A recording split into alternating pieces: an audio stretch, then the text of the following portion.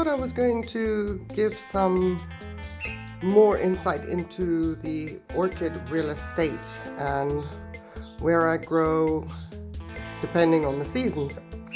So what you're seeing now is the spring situation in my dining room, which is completely taken over by orchids. So just to give you an idea that I have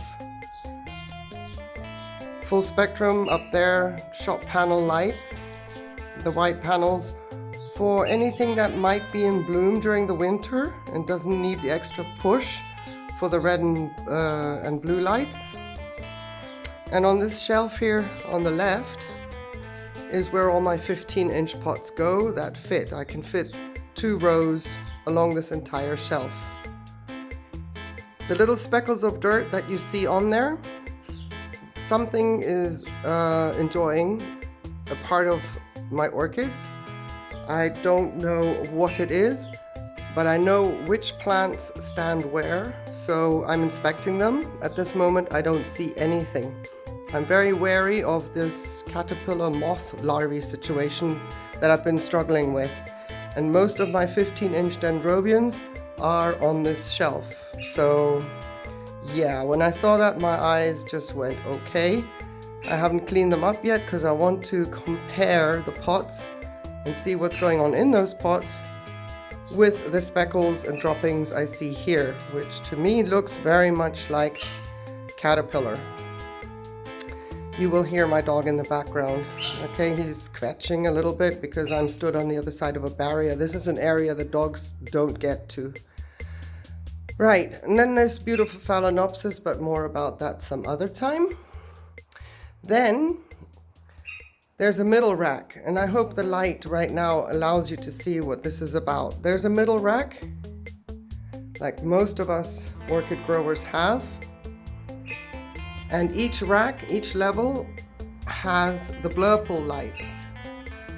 And to be honest, I don't mind them.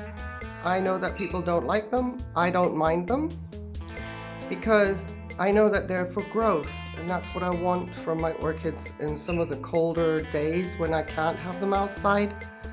You know, I don't want to skip a day of growth. So my growing orchids mainly go under the shelf of the Blurple. Also, the ones that need to be established go here. Mr. Hairy Green Pig is here still because I love the fragrance when I come down in the morning. It just permeates even the living room area. It's absolutely gorgeous. So that's the middle shelf.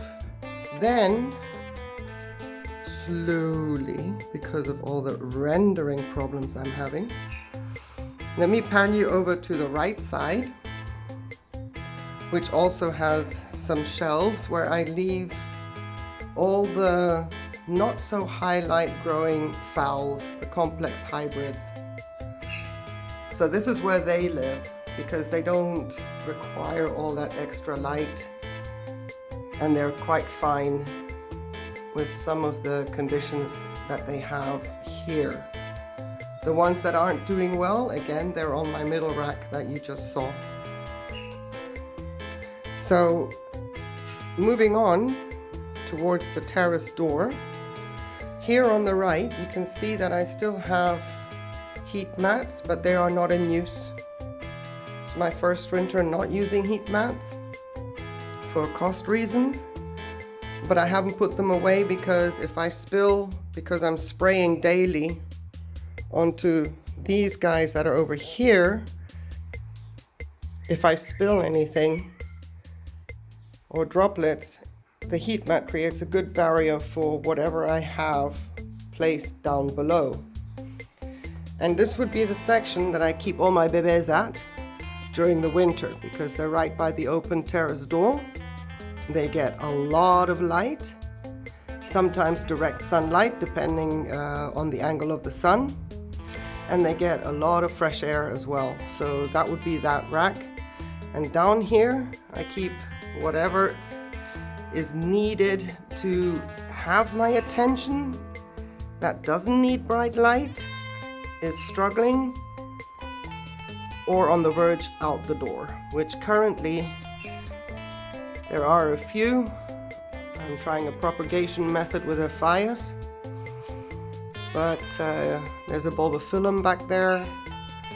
But yeah, so this would be the shelf that needs attention on a daily basis because it may just be out the door.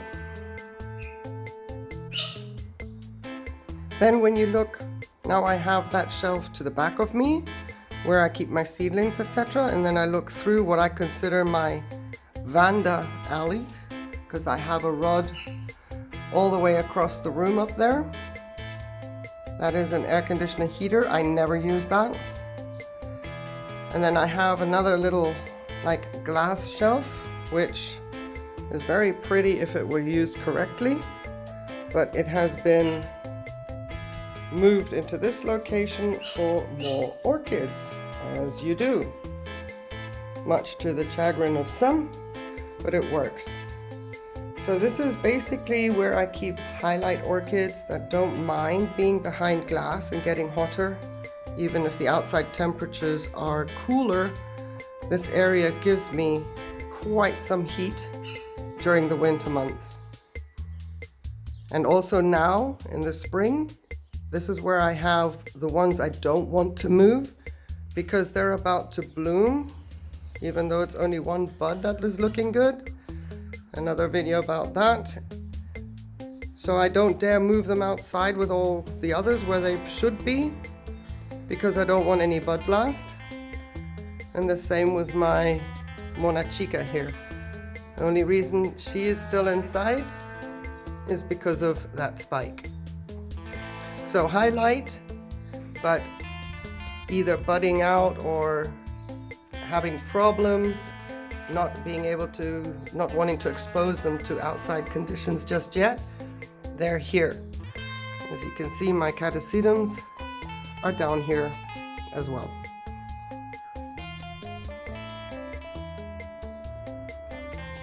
Then as the spring progresses and this shelf empties because now I've got most of them outside, I move forward all the Phalaenopsis that are on the top shelf you saw previously and start putting them into the middle here. My summer bloomers will live outside, but we've had some very nasty nights, and that's why I brought these guys in, just to be sure.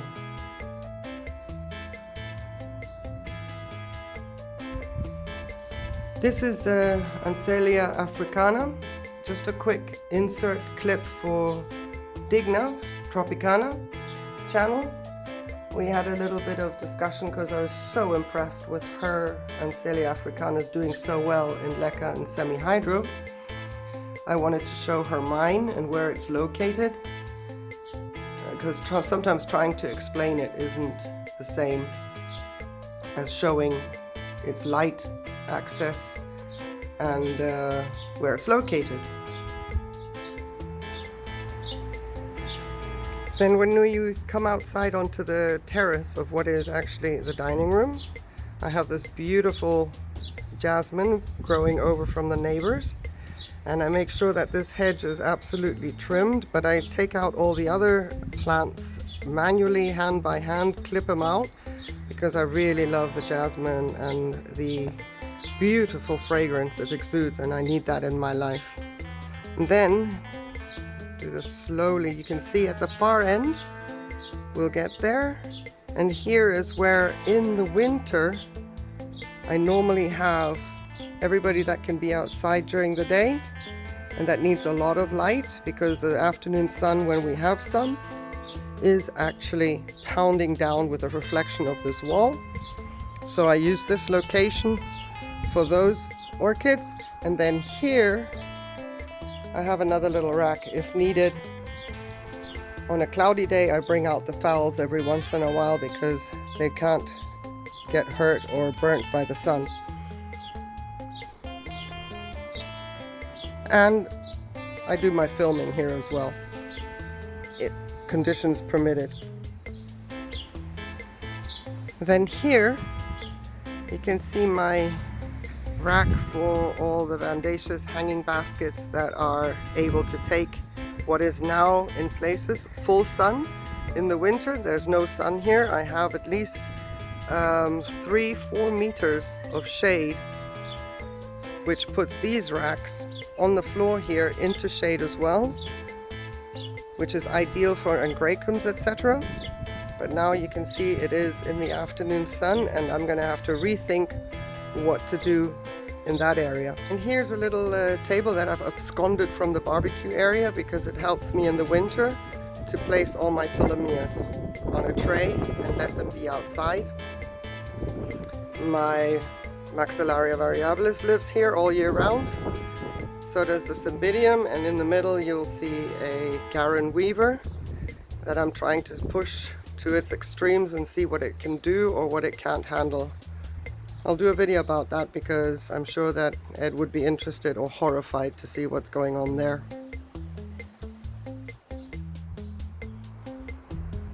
Here outside my living room terrace door is an area that I have closed off. I've put another shelf in here, there's a small shelf down there, a little plant stand over there, and a newer little rack over here to increase a little bit of this ideal orchid real estate. I've got my pectoral mynthus soaking there, my cerula as well.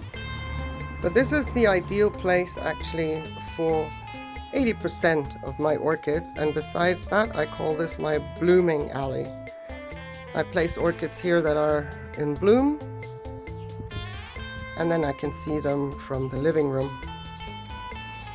So I have up here, I'm going to show you the top guns, the big ones, and we will now move on to, wait, before we move on the back wall there, on that trellis is where I am hanging all my Tillomnias once the nights are above 14-15 degrees. So that's where they will go and spend their summer, over there. But let me show you where I put the top guns once the nights are warm enough.